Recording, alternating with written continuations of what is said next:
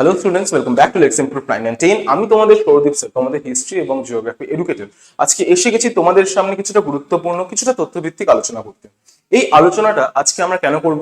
তোমাদের সদ্য first summative examination শেষ হলো, এখন তোমাদের টার্গেট রয়েছে যে সেকেন্ড সামেটিভে আরো ভালো পারফরমেন্স করতে। এখন একটা বিষয় মাথায় রাখতে হবে যে ফার্স্ট সামেটিভ সেকেন্ড সামেটিভ তো গুরুত্বপূর্ণ বটেই, কিন্তু অ্যাকচুয়ালি আমাদের মেইন টার্গেট হচ্ছে মাধ্যমিক 2027-এর আসল মাধ্যমিক পরীক্ষা, বোর্ড পরীক্ষা। সেই পরীক্ষাটার মধ্যে নিজেকে খুব ভালো করে উপস্থাপন করতে, যার মাধ্যমে আমরা একটা খুব ভালো নাম্বার মাধ্যমিকে নিয়ে আসতে পারি। এখন সেই বিষয়টা করার জন্য সবসময় তোমাকে একটা ডিসিপ্লিন এবং ডেডিকেটিভ একটা পড়াশোনা চালিয়ে যেতে হবে, এবং সেই পড়াশোনাটাকে সঠিকভাবে নির্দেশ দেওয়ার জন্য, সঠিকভাবে গাইডেন্স দেওয়ার জন্য আমরা অর্থাৎ লেটস ইমপ্রুভ কমপ্লিট টিম, তার সাথে আমি তোমাদের হিস্ট্রি এবং জিওগ্রাফি এডুকেটর সৌরদীপ স্যার সবসময় রয়েছি। এখন স্যার বা লেটস ইমপ্রুভের কমপ্লিট টিমের যে সাজেশনস গুলো আছে, সেই সাজেশনস বলো, সেই পড়াশোনার বিষয়গুলো বলো, সেই পড়াশোনার পদ্ধতিগুলো বলো, সেগুলো কতটা কার্যকর, সেই বিষয়টা নিয়ে আজকে আমি আলোচনা করব, এবং কতটা তোমাদেরকে আমরা প্রিসাইসলি 100% নিয়ার টু 100% এর বিষয়গুলো নিয়ে আলোচনা করি এবং সেগুলো পরীক্ষার মধ্যে আসে, সেই বিষয় নিয়ে আজকে সম্পূর্ণ এই ভিডিওটি। তো অবশ্যই ভিডিওটিকে লাইক করো, বন্ধুদের মধ্যে শেয়ার করো, এবং চ্যানেলটি নতুন আসছে চ্যানেলটিকে সাবস্ক্রাইব করো। আজকে শুধুমাত্র আমি জাস্ট তথ্য ধরবো না যে হ্যাঁ আমাদের এই প্রশ্ন এসেছে, অমুক প্রশ্ন এসেছে, তা তো রয়েছে, তা তো সবসময় থাকবে। একটা প্রুফ সবাই প্রয়োজন, সবারই প্রয়োজন, যে হ্যাঁ প্রমাণ ছাড়া কোনো কথাই হয় না, তো প্রমাণ তো আমাদের দরকার, সেটা তো রবেই। কিন্তু তার সাথে আরেকটা বিষয় রয়েছে যে এরপর নেক্সট অ্যাকশন প্ল্যান গুলো কি, আমাদের আমাদের প্ল্যান অফ অ্যাকশন কি রয়েছে এরপরে, সেই বিষয়টা নিয়েও আমাদের আলোচনা করব। আজকে এই সম্পূর্ণ বিষয়টা হবে হিস্ট্রি ওরিয়েন্টেড। ওকে, তো চলো দেরি না করে শুরু করা যাক। তো এই হচ্ছে আমাদের সম্পূর্ণ ক্লাসেস গুলো, সাজেশনস গুলো। এটা হচ্ছে সাজেশনের কমপ্লিট ভিডিও। তোমরা সকলেই আশা করি দেখেছো, যারা যারা ফার্স্ট সামেটিভ এক্সামিনেশন দিয়েছো তারা সকলেই হয়তো এই এক্সামিনেশনের মানে এই সাজেশনের ভিডিওটা দেখেছো। যাদের যাদের সাজেশনে থেকে কমন হয়েছে তারা অবশ্যই কমেন্ট সেকশনে জানাবে, এবং এখানে তো আমি বিষয়গুলো আরো তোমাদের সামনে মানে অনুধাবন করবোই। যেরকম দেখো না, ওখানে ফার্স্ট চ্যাপ্টার, সেকেন্ড চ্যাপ্টার, এটা ফার্স্ট চ্যাপ্টারের কোয়েশ্চেন্স গুলো, ফার্স্ট চ্যাপ্টারের সাজেশনস গুলো, তার সাথে সাথে সেকেন্ড চ্যাপ্টারের সাজেশনস গুলো, এবং তার সাথে থার্ড চ্যাপ্টারের সাজেশনস গুলো এখানে উপস্থাপন করেছি। আমাদের পশ্চিমবঙ্গের বেশিরভাগ স্কুলেই, বিদ্যালয়গুলিতেই আমাদের থার্ড চ্যাপ্টার অর্থাৎ তৃতীয় অধ্যায় পর্যন্ত ফার্স্ট সামেটিভের সিলেবাস রয়েছে, এবং সেই ভিত্তিকে আমি কমপ্লিট সাজেশন তোমাদের সামনে তুলে ধরেছি। এর পাশাপাশি একটা জিনিস মাথায় রাখতে হবে যে পশ্চিমবঙ্গের প্রত্যেকটা বিদ্যালয়ের শিক্ষক আলাদা, এবং তাদের তাদের মতানুযায়ী ইম্পর্টেন্ট কোয়েশ্চেন্স কোনগুলো সেগুলো আলাদা আলাদা হয়ে যায়। তো সেই সকলের নিরিখে একটা কমপ্লিট বোর্ডের জন্য সাজেশন বানানো is comparatively easy rather than first summative বা সেকেন্ড সামেটিভের সাজেশন বানানো। কারণ কি প্রত্যেক স্কুলের শিক্ষকদের জন্য আলাদা আলাদা ইম্পর্টেন্ট প্রশ্ন তারা মনে করে, তো সেগুলোকে কম্বাইন করে একটা সম্পূর্ণ ফার্স্ট সামেটিভ বা সেকেন্ড সামেটিভের সাজেশন তুলে ধরা একটা কষ্টসাধ্য এবং চ্যালেঞ্জিং বিষয়। বাট স্টিল আমরা সেই জিনিসটা করি, এবং তার মাধ্যমে আর শুধু করিই নয়, একদম 100% সেই কমন গুলো আসে। ঠিক আছে, সেই বিষয় নিয়ে আলোচনা এখন কমপ্লিট, তোমাদের সামনে প্রমাণ তুলে ধরবো। এই হচ্ছে একটা স্কুল, হরিগ্রাম গোয়েঙ্কা হাই স্কুল। আমাদের অনেকগুলো অজস্র স্টুডেন্টস রয়েছে, এবং অজস্র স্টুডেন্ট অজস্র বিদ্যালয় থেকে বিভিন্ন বিভিন্ন কোয়েশ্চেন এসেছে। এখন সকল কোয়েশ্চেন্স তো আমি এখন তুলে ধরতে পারবো না একটা সামান্য একটা ভিডিওর মধ্যে, বাট আমি কিছু কিছু প্রশ্ন রেখেছি, কিছু কিছু প্রশ্নপত্র রেখেছি, যার মাধ্যমে তুমি যথেষ্ট অনুধাবন এবং বিশ্লেষণ করতে পারবে যে হ্যাঁ কতটা প্রশ্ন আসছে, বা কতটা প্রশ্ন মাধ্যমে আমরা মাধ্যমিক পরীক্ষায় প্রশ্নগুলো পেতে পারি, সেই বিষয়গুলো দেখে নাও। প্রথমে এখানে দেখে নাও আঞ্চলিক ইতিহাস গুরুত্বপূর্ণ কেন, এই বিষয়টা নিয়ে আলোচনা করা হয়েছে। আঞ্চলিক ইতিহাস আমি কি এখানে সাজেশনে দিয়েছি, দেখে নিতে একটু। ও হ্যাঁ দিয়েছি তো। স্থানীয় ইতিহাসের বিষয়বস্তু কি এবং আঞ্চলিক ইতিহাস কাকে বলে, বিষয়টা একই বিষয়, আমি তোমাদেরকে আগেই বলেছিলাম। তোমাদের ক্লাস যারা করেছে তারাও এই বিষয়টা জানো। তার সাথে তার কি রয়েছে, ইতিহাসের উপাদানে সংবাদপত্রের গুরুত্ব কি, এটাও আমি দিয়েছি, ভালো করে যদি লক্ষ্য করো। আধুনিক ইতিহাস চর্চার উপাদানের যে সরকারি নথিপত্র, এবং তার সাথে আমি বলেছিলাম এই যে সংবাদপত্রের গুরুত্ব কি। তোমরা যারা বিষয়টা হয়তো এখানে একদম ছোট করে যেহেতু অনেকগুলো ছবি লাগিয়েছি, তোমাদের যদি তাও সংশয় থাকে তোমরা চ্যানেলে দেখবে, এখানে ফার্স্ট সামেটিভ সাজেশন রয়েছে, সেখানে তুমি ভিজিট করে দেখতে পারবে। ঠিক আছে, প্রশ্নপত্রগুলো যদি এখানে দেখতে অসুবিধা হয়, কারণ এখানে অবশ্যই এখানে তো চারিদিকে আমি রয়েছি। ঠিক আছে, তারপরে কি রয়েছে আরেকটা দেখে নি। তারপর রয়েছে পাইক কাদের বলা হতো? পাইক কাদের বলা হতো? ভালো কথা, আমি কি এটা সাজেশনে দিয়েছি? ও হ্যাঁ দিয়েছি তো। আর একটা ইম্পর্টেন্টও বলেছি, পাইকান জমি। পাইকান জমি বলার জন্য তোমাকে পাইক কারা সেটা তো জানতেই হবে। তো হয়ে গেল, এখান থেকেও এসেছে। তার সাথে কি রয়েছে? তার সাথে রয়েছে নব্যবঙ্গ গোষ্ঠী কাদের বলা হতো। এটাও ইম্পর্টেন্ট প্রশ্নের মধ্যে আমি ধরেছিলাম এবং এটাও আমি বলেছিলাম। তুমি যদি লক্ষ্য করো ভালো করে তাহলে এখানে দেখতে পাবে। সেকেন্ড চ্যাপ্টার, তার আগেরটা দেখি। এই যে নব্যবঙ্গ আন্দোলন কাকে বলে বা নব্যবঙ্গ গোষ্ঠীর সদস্যদের নাম লেখো, নব্যবঙ্গ গোষ্ঠী কাদের বলা হতো, একই বিষয়। তো তোমরা ভালো করে অনুধাবনই করতে পারছো যে হ্যাঁ, স্যারের দেওয়া অর্থাৎ আমার দেওয়া কমন্স গুলো খুব ভালো করে পরীক্ষায় এসেছে। আচ্ছা যাও, একটা স্কুল হলো, আর একটা স্কুল দেখিনি, তাতেও কোনো সমস্যা নেই। এখানে দেখো জীবনের ঝরা পাতা টিকা এসেছে এবং নারী ইতিহাসের উপর টিকা এসেছে। চলো দেখে নি, আমি কি দিয়েছিলাম এই বিষয়টা? বিষয়বস্তুর মধ্যে আমি বলেছিলাম জীবনের ঝরা পাতা, তার সাথে সাথে নারী ইতিহাসকেও আমি জায়গা দিয়েছিলাম। নারী ইতিহাস ইজ ইম্পর্টেন্ট, এরকম নারী ইতিহাসের বিষয়বস্তু দুটোই এসেছে। ভালো কথা, এর পরের প্রশ্নটা দেখি। এর পরের প্রশ্ন যদি দেখি তাহলে এখানে লেখা আছে ইন্দিরা গান্ধীকে লেখা জওহরলাল নেহরু চিঠিতে কিভাবে আধুনিক ইতিহাসের উপাদান পাওয়া যায়। আধুনিক ইতিহাসের উপাদান মানে কি? বিষয়বস্তু। চিঠির মধ্যে কি সকল বিষয়বস্তু নিয়ে আলোচনা করা হয়েছে, ঠিক আছে, এই বিষয়গুলো এখানে অনুধাবন করা হচ্ছে। তার সাথে সাথে কি রয়েছে? অথবা দিয়ে কি দেওয়া হয়েছে দেখে নি একটু। আচ্ছা, এটা তো দুটোর মধ্যে যে কোনো অথবা করেই দেওয়া হয়েছে, ঠিক আছে, নারী ইতিহাসের উপর টিকা, জীবনে ঝরা পাতা, অথবা তোমার নেহরু জওহরলাল নেহরুর চিঠি ইন্দিরা গান্ধীকে যে দিয়েছিলেন তার বিষয়বস্তু। তো এখান থেকে দুটো প্রশ্ন তো এসেই গেল। তার সাথে কি রয়েছে? উডের ডেসপ্যাচ, প্রাচ্য পাশ্চাত্য দ্বন্দ্ব, হুতুম প্যাচার নকশা কালীর কলকাতা কিরূপ চিত্র পাওয়া যায়।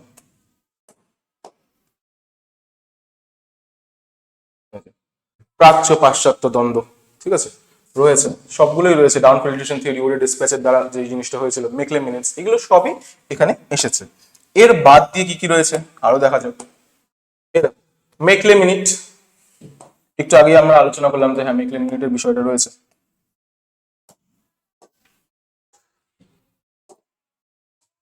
মেকলে মিনিট, ঠিক আছে। তারপর আর কি রয়েছে? নব্যবঙ্গ কাদের বলা হতো, এটা ইম্পর্টেন্ট বলেছিলাম, ইম্পর্টেন্ট এসেছেও। মানে চারিদিকে তুমি যদি প্রশ্ন ভালো করে লক্ষ্য করো, চারিদিকে বিষয়গুলো ওভাবেই অনুধাবন করা হয়েছে। তাছাড়া স্মৃতিকথা হিসাবে ইতিহাসের উপাদান কি করে ব্যবহার করা হয়, স্মৃতি কথাকে উপাদানের ইতিহাস হিসেবে কিভাবে ব্যবহার করা হয়, এই প্রশ্নটাও তো আমাদের চোখে পড়বে। বিদ্যাসাগরের নেতৃত্বে বিধবা বিবাহ আন্দোলনের সংক্ষিপ্ত বিবরণ দাও। বিদ্যাসাগর, আমি বলেছিলাম তিনটা সামাজিক সংস্কারের মধ্যে একটা হচ্ছে রাজা রামমোহন রায়ের সতীদাহ প্রথা, তার সাথে বিদ্যাসাগরের বিধবা বিবাহ আন্দোলনের সংক্ষিপ্ত পরিচয় এখানে রয়েছে। আর প্রশ্নগুলো যদি ভালো করে দেখো, এগুলো কিন্তু রিপিটেটিভ প্রশ্ন, বারবার এসেছে। দেখো, চুয়ার বিদ্রোহের কারণ, ঠিক আছে, চুয়ার বিদ্রোহের কারণ, ফরাজি আন্দোলনের প্রবর্তক। চুয়ার বিদ্রোহের কারণ কি আমি দিয়েছিলাম? এখানে লক্ষ্য করো, সাঁওতাল মুন্ডা চুয়ার, কারণ, গুরুত্ব, ফলাফল, প্রশ্ন এসে গেছে। এর সাথে কি রয়েছে? বাংলায় নবজাগরণের চরিত্র, এটা আমরা 8 মার্কসে আলোচনায় আমি লিখে দিয়েছিলাম সাজেশনে যে হ্যাঁ 8 মার্কসের মধ্যে বাংলা নবজাগরণের চরিত্র ইম্পর্টেন্ট। মুন্ডা বিদ্রোহের গুরুত্ব চলে এসেছে। সরকারি নথিপত্র কোথায়, সরকারি নথি সংরক্ষণ, সরকারি নথিপত্র নিয়ে আলোচনা আমি বলেছিলাম যে সরকারি আধুনিক ইতিহাসের উপাদান হিসেবে সরকারি নথিপত্রের গুরুত্বকে এইভাবে আলোচনা করা যেতে পারে, সেই বিষয়টাও এখানে রয়েছে। এই সাথে দেখো নারী শিক্ষা বিস্তারে বিদ্যাসাগরের ভূমিকা, এই সকল বিষয়গুলো আমরা দেখতেই পাচ্ছি যে সাজেশনে রয়েছে। আচ্ছা, স্যার তো সাজেশন বলছে, সাজেশনে এসেছে, সাজেশন এসেছে, এছাড়াও আরো রয়েছে, যেরকম চুয়ার বিদ্রোহ হয়ে গেল, যে প্রাচ্য পাশ্চাত্যবাদী আন্দোলন, এটাও হয়ে গেল।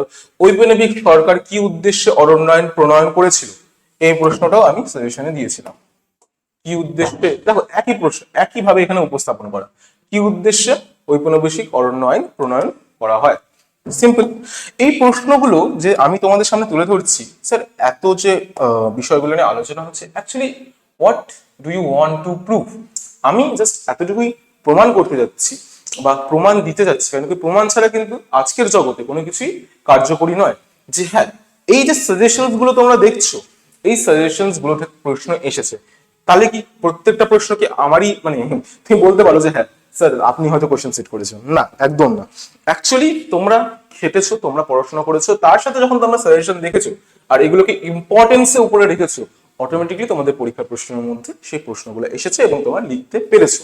যদি আমি সাজেশন দিয়েও দিই আর তোমরা যদি সেটা না পড়ো, তাহলে থোড়েই না তোমরা পরীক্ষার মাধ্যম মানে মাঝে সেই উত্তরগুলো অ্যাটেম্প করতে পারবে, একদমই পারবে না স্বাভাবিকভাবেই। তো it's all combined what can I say contribution, তোমারও কিছু রয়েছে আমারও কিছু রয়েছে। তবে এই কথাটা একদম 100% আমি এখন বলতে পারছি যে হ্যাঁ, আমাদের সাজেশন থেকে প্রশ্ন এসেই যাচ্ছে। এখানে তিনটেও কোশ্চেন পেপার তোমাদের আমি দেখালাম, হরিগ্রামের দেখালাম, এখানে কালিন্দী হাই স্কুলের দেখালাম, এইচএস এর তুতুরডাঙ্গার কমপ্লিট দেখেছি, আরো এরকম অনেক প্রশ্নপত্র রয়েছে, ঠিক আছে, আরো অনেক রয়েছে, ঠিক আছে। সবগুলোতে একভাবে একই জায়গায় উপস্থাপন করা সম্ভব হবে না, তা সেই জন্যই কিছু প্রশ্নপত্র উঠে নিয়ে এসেছি এবং তার মাধ্যমে তোমাদেরকে অনুধাবন করলাম যে হ্যাঁ, সাজেশন থেকে কোশ্চেন তো আসছে। এখন স্যার সাজেশন থেকে কোশ্চেন তো আসছে, আমরা কি সেটা পড়তেও মানে সেটা কি আমি পড়াচ্ছিও আদেও? না পড়লে তো কোনো কিছুই মানে কোনো কিছুই কার্যকরী নয়। সাজেশন দিয়ে দিলাম পরীক্ষার আগে অ্যান্ড বিষয়গুলো উপস্থাপন হয়ে গেলো, অ্যাকচুয়ালি না, আমাদের পড়ানো হচ্ছে। এই দেখো, মানে আমি আজকে চারিদিকে রয়েছি, স্থানীয় ইতিহাস চর্চা নিয়ে আমি এখানে পড়াচ্ছি, মেকলে মিনিটস নিয়ে এখানে আমি পড়াচ্ছি, এগুলো সব অ্যাপের, ঠিক আছে, অ্যাপের ক্লাসেস। এই দেখো, তিন আইন একদম সম্পূর্ণ বিষয়টা আমি অনুধাবন করছি। 3 আইন কবে হয়েছে, কি করা হয়েছে, বাল্য বিবাহ বহু বিবাহ নিষেধ করা হয়েছে, বিধবা বিবাহ এবং অসবর্ণ বিবাহকে সম্মতি দেওয়া হয়েছে, কবে কে কিসের জন্য হয়েছে, সম্পূর্ণ বিষয়টা এখানে উপস্থাপন রয়েছে। এই যে ইয়াং বেঙ্গল নববঙ্গ গোষ্ঠীর সম্পূর্ণ বিষয়গুলো, কারা রয়েছে, তাদের উদ্দেশ্য কি, কতজন ছিল, কারা নাম বলে যে দক্ষিণায়নের মুখোপাধ্যায়, কৃষ্ণমোহন বন্দ্যোপাধ্যায়, সকল বিষয়গুলো অনুষ্ঠান। আরো দেখা যায় নব্য বেদান্ত এসেছিল, নববিধান এসেছিল, নববেদান্তের যে ব্রহ্ম চেতনা দর্শন বেদান্ত, এটা অনেক সময় লেগেছিল এটা বোঝাতে। এটা দেখো, চুয়ার বিদ্রোহ দেখেছো, প্রাচ্য পাশ্চাত্য দ্বন্দ্ব, পাইকান জমি, সম্পূর্ণ বিষয়টা এখানে অনুধাবন করা হয়েছে। কিছু কিছু ক্লাস এখানে অ্যাপের রয়েছে, কিছু কিছু আমি তোমাদের ইউটিউবের সেশনও নিয়েছি, তো সেখানে সম্পূর্ণ বিষয়গুলো আমি এইভাবেই অনুধাবন করেছি। তো এর থেকে প্রমাণ হচ্ছে যে হ্যাঁ, লেটস ইমপ্রুভ শুধু সাজেশনই দিচ্ছে না, তার সাথে সাথে কি হচ্ছে, তার সাথে সাথে তোমাদেরকে সম্পূর্ণ পরীক্ষার জন্য প্রিপেয়ারও করছে। তুমি এখানে দেখতে পারো কলকাতা মেডিকেল কলেজের ভূমিকা, যে প্রশ্নটা এসেছিল, এই যে ঔপনিবেশিকরণ আইনের সম্পূর্ণ বিষয়, শুধু যে সাজেশন দিয়ে দিচ্ছি এবং ব্যাস ব্যাপারটা সম্পূর্ণ শেষ হয়ে গেল তা না। সাজেশনের আগে তোমাদের অনেক কিছু পড়ানো হয়েছে, সেই পড়ানো থেকে আমরা সাজেশন দিচ্ছি। এই দেখো, চুয়ার বিদ্রোহের কারণ, এছাড়া সাঁওতাল বিদ্রোহের কারণ, এই সকল বিষয়গুলো আমি একদম নোট ভিত্তিক পয়েন্ট টু পয়েন্ট তোমাদের জন্য তুলে ধরেছিলাম। তো এই হচ্ছে আমাদের প্রিপারেশন, আমাদের সাজেশনও ভালো হচ্ছে, আমাদের প্রিপারেশনও ভালো হচ্ছে, কারণ কি আমাদের মেন উদ্দেশ্য হচ্ছে তোমাদেরকে মাধ্যমিক 2027 একদম শিখরে নিয়ে যাওয়া। এখন সেই জিনিসটা কিছুটা বেশিরভাগটাই তোমাদের আর কিছুটা আমাদের এফোর্টস এর মাধ্যমেই সম্পূর্ণ হতে পারে। আমরা আমাদের কাজ করছি, এবার তোমাদেরকে তোমাদের কাজ করতে হবে, তোমাদেরকে ডিটেল পড়াশোনা করতে হবে। এখন পড়াশোনাটা কি করে করতে হবে সেই বিষয়টা নিয়ে একটু আলোচনা করে নিই, শুধু সেশন নিয়ে ভিত্তিতে চললে হবে না। আমাদের এই যে কোর্স অফ অ্যাকশন, ঠিক আছে, ওকে, প্ল্যান অফ অ্যাকশনের সম্পূর্ণ বিষয়টা আমরা তোমাদের সামনে একদম বছরের প্রথম থেকেই তুলে ধরেছিলাম। জানুয়ারি শেষ হয়ে গেলে, ফেব্রুয়ারি শেষ হয়ে গেলে, মার্চ শেষ হয়ে গেলে, এপ্রিলও কিন্তু এখন মাঝ বরাবর, এবং আমি বলেছিলাম এপ্রিলের মাঝামাঝি পঞ্চম অধ্যায় শেষ করে দিতে হবে, আমি এটা আগেই বলেছিলাম। এবং আমাদের যে লেটস ইমপ্রুভ অ্যাপ রয়েছে, ব্যাচ রয়েছে, সেই ব্যাচে কিন্তু আমাদের 5th চ্যাপ্টার অনেক আগেই শেষ হয়ে গেছে। 5th চ্যাপ্টার মার্চেই শেষ করে দিয়েছি, 6th চ্যাপ্টার আমি শুরু করে দিয়েছিলাম, তারপরে স্টুডেন্টসরা বলছে যে স্যার পরীক্ষা যেহেতু 3rd চ্যাপ্টার পর্যন্ত রয়েছে স্যার, একটু আরো ওগুলো প্র্যাকটিস করা প্রয়োজন, এবং আমিও তা মনে করলাম যে হ্যাঁ, অনেকগুলো শর্ট প্রশ্ন রয়েছে, বিষয়গুলো পরীক্ষার আগে ভালো করে অনুধাবন করতে হবে। তো দ্যাটস ওয়াই আমি মার্চের শেষের দিকে আমি 5th চ্যাপ্টার পর্যন্ত ছেড়ে দিলাম, তারপরে জাস্ট এপ্রিল কিছু সময়টা আবার রিভিশনের জন্য রেখে দিলাম। এই যে আবার আমাদের লেটস ইমপ্রুভের ব্যাচ আবার শুরু হচ্ছে, মানে অ্যালফা ব্যাচই রয়েছে, ক্লাসেস গুলো আবার শুরু হচ্ছে, সেই ক্লাসেসের মধ্যে মাত্র এবার কি এপ্রিল আছে, এপ্রিল মে, আমি মে শেষের মধ্যে তোমাদের 5th 6th 7th 8th শেষ করবো, এটা আমার গ্যারান্টি, এটা আমার কমিটমেন্ট যে হ্যাঁ, মের শেষে বা জুনের প্রথমে, মে শেষ জুনের মাঝামাঝি, মে শেষ থেকে জুনের মাঝামাঝির মধ্যে আমাদের কমপ্লিট সিলেবাস, হিস্ট্রির সিলেবাস আমি নামিয়ে দেবো। It's a promise. আর জাস্ট এমন না যে আমি জাস্ট বলছি, তারা যখন বলছে যে হ্যাঁ জুনের মাঝ বরাবর আমাদের সিলেবাস শেষ হয়ে যাবে, তার মানে এটা না যে হ্যাঁ খুব তাড়াতাড়ি করে সবকিছু ছেড়ে দিচ্ছি, মানে তাড়াতাড়ি করে জাস্ট নামমাত্র পড়িয়ে দিচ্ছি না। বিষয়গুলো একদম ডিটেইলড হবে, বিষয়গুলো কমপ্লিটলি কনসেপ্ট বেসড হবে, কনসেপ্ট আমাদের ক্ল্যারিটি করা হবে, কোয়েশ্চেন অ্যান্সার প্র্যাকটিস হবে, প্রত্যেকটা চ্যাপ্টার যেদিন আমি পড়াবো, কোনো একটা টপিক পড়াচ্ছি, সেই টপিকের শেষে সেই টপিক ওরিয়েন্টেড কোয়েশ্চেন্স করাবো। যখন কোনো অধ্যায় শেষ হয়ে গেল, ওই একটা দুটো টপিক করে করে একটা অধ্যায় শেষ হয়ে গেল, অধ্যায় শেষ হওয়ার পরে সেই কমপ্লিট অধ্যায় ভিত্তিক আমি কোয়েশ্চেন্স গুলো পড়াবো। তো এইভাবেই তোমাদের প্রিপারেশনস গুলো এগোতে থাকবে। শর্ট নোট বানাবে, যেটা আমি চিরকালই বলেছি যে শর্ট নোট বানানো কিভাবে করতে হবে, কি করে মাইন্ড ম্যাপ তৈরি করতে হবে, কি পয়েন্ট বানাতে হবে, সেই জিনিসটা আমি তোমাদের সামনে অনুধাবন করবো। Make a list of important dates and events. আমি যারা ব্যাচে রয়েছে অ্যালফা, তারা সকলেই জানে যে আমি কমপ্লিট বিষয়গুলো ক্রোনোলজিক্যালি সাজিয়ে দিই, যাতে স্টুডেন্টসদের পড়তে কোনো অসুবিধা না হয়। তার সাথে সাথে চ্যাপ্টার ওয়াইজ কোয়েশ্চেন্স, প্রত্যেকটা টপিক যেটা বললাম, প্রত্যেকটা টপিক শেষ হওয়ার পরে একটা কোয়েশ্চেন সলভ হবে, বিভিন্ন কোয়েশ্চেন্স। তার সাথে প্রত্যেকটা অধ্যায় শেষ হওয়ার সাথে সাথে একটা কোয়েশ্চেন্স গুলো সলভ করানো হবে। এখন তোমরা যারা ভাবছো যে স্যার শুধু স্যারই করাবে, এগুলো তোমরাও করতে পারো, ঠিক আছে? এমন নয় যে জাস্ট স্যার করাতে পারবে, এগুলো তো আমি কি করে করবো, তোমরাও করতে পারবে। তোমাদের শুধু দরকার ডেডিকেশনের, একটা গাইডেন্সের, একটা সম্পূর্ণ প্ল্যানিং, যেটা আমি তোমাকে প্রোভাইড করছি। যে তোমার এই যে আমি যে বলছি যে এগুলো এগুলো আমি করাবো, তোমরাও তো এইভাবেই করতে পারো যেভাবে আমি বলছি, just you need to follow my guidance. Okay, তার সাথে সাথে অ্যান্সার রাইটিং প্র্যাকটিস করতে হবে। অ্যান্সার রাইটিং প্র্যাকটিস সাথে কিন্তু টাইমার লাগিয়ে, কেন কি আমরা জানি যে ইতিহাসের উত্তর দেওয়া সময় সাপেক্ষ, মানে অনেকটা সময় লাগে।